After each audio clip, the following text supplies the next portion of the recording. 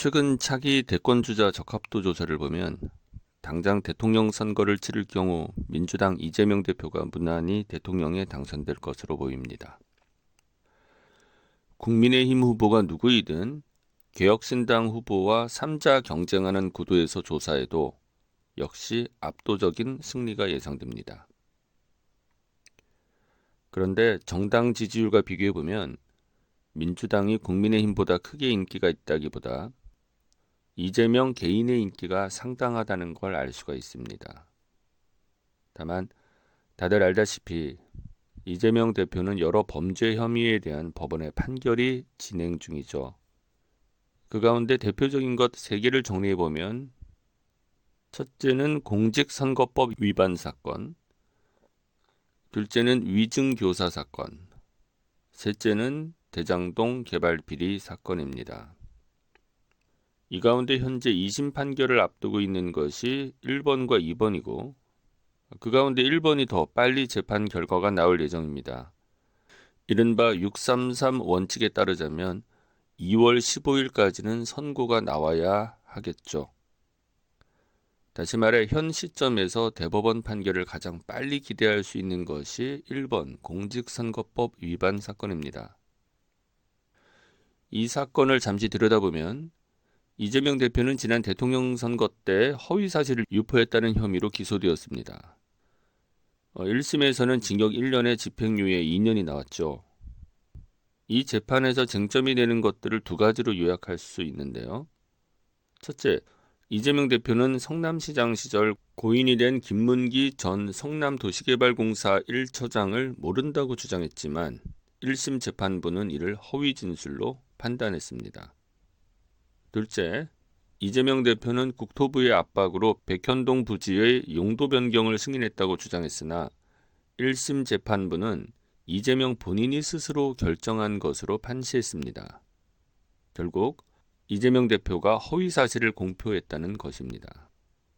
아시다시피 대법원에서 벌금 100만 원만 나와도 다음 대통령 선거에 출마할 수가 없습니다.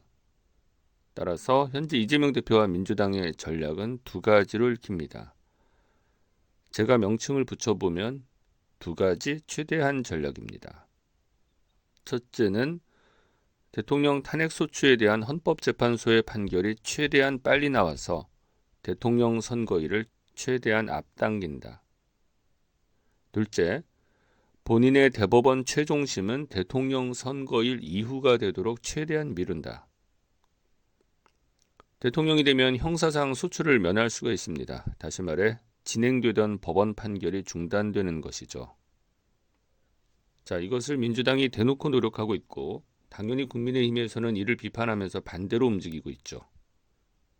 헌재 판결은 되도록 미루려고 하고 이재명 대표의 대법원 최종심은 최대한 빨리 나올 수 있도록 노력한다는 말입니다.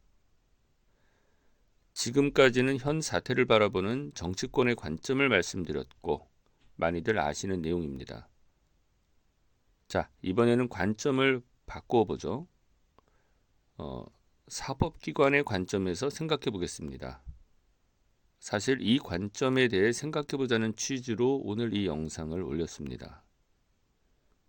지금 칼자루는 정치권이 아니라 사법기관이 갖고 있기 때문에 이 관점이 훨씬 더 중요하다고 할 수 있습니다. 칼자루라는 표현을 제가 쓴 것처럼 권력은 정당이나 정치인만 갖고 있는 것이 아니라 사법기관도 갖고 있습니다. 다시 말해 사법기관도 힘을 갖고 있는 권력기관인 것이죠.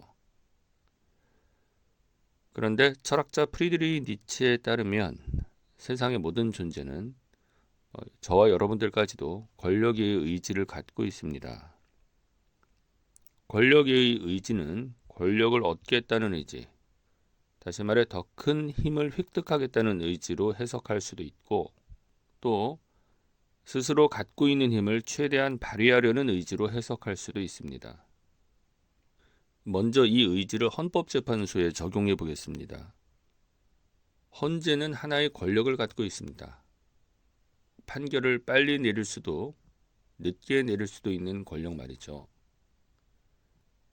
현재 대통령 직무정지의 기간이 길어지는 것이 대한민국을 위해 좋은 상황이 아니기 때문에 헌재는 권력을 최대한 빨리 행사할 가능성이 높습니다. 그것이 권력의 의지를 드러내는 길이기 때문입니다. 헌재가 탄핵소추안을 인용할지 기각할지에 대해서는 언급하지 않겠습니다. 그건 헌재 재판관들의 법리 해석과 성향에 따라 결정되겠죠. 저는 단지 판결의 시점에 대해서만 이야기하는 것입니다. 결국 헌법재판소의 권력의 의지는 이재명 대표가 원하는 방향으로 펼쳐질 가능성이 높습니다. 이제 권력의 의지를 대법원에 적용해 보겠습니다. 대법원은 이재명 대표의 판결을 빨리 할 수도 늦게 할 수도 있습니다. 이것은 차기 대한민국의 권력 구도에 큰 영향을 끼칠 수 있는 대단한 권력이죠. 이재명 대표에 대한 공직선거법 위반 사건에 대한 2심 판결이 2월 15일까지 나온다고 가정해 보겠습니다. 저는 이재명 대표의 혐의가 고등법원을 지나 대법원으로 넘어가면 대법원에서 최소한 대통령 선거 전에 판결을 내릴 것이라고 생각합니다. 그것이 대법원 스스로가 갖고 있는 권력을 발휘하려는 의지에 충실한 행동이거든요. 심리 절차를 위한 최소한의 기간이 있고 이재명 대표가 선고를 늦추기 위해 꼼수를 부려서 쉽지 않다고 합니다만 아무리 그렇다 하더라도 한 권력기관에서 스스로 권력을 행사할 수 없는 구도, 이재명 대표가 대통령이 되면 그에 대한 선고를 내릴 수 있는 법원의 권력이 중단되죠. 그 상황을 허용하지 않을 것입니다. 이재명 대표가 100만 원 벌금 이상의 형이 나올지 혹시 무죄가 나올지에 대해서는 언급하지 않겠습니다. 그건 대법원 판사들의 법리 해석과 성향에 따라 결정되겠죠. 저는 단지 판결의 시점에 대해서만 이야기하는 것입니다. 결국 대법원이 갖고 있는 권력의 의지는 이재명 대표에게 불리하게 펼쳐질 가능성이 높습니다.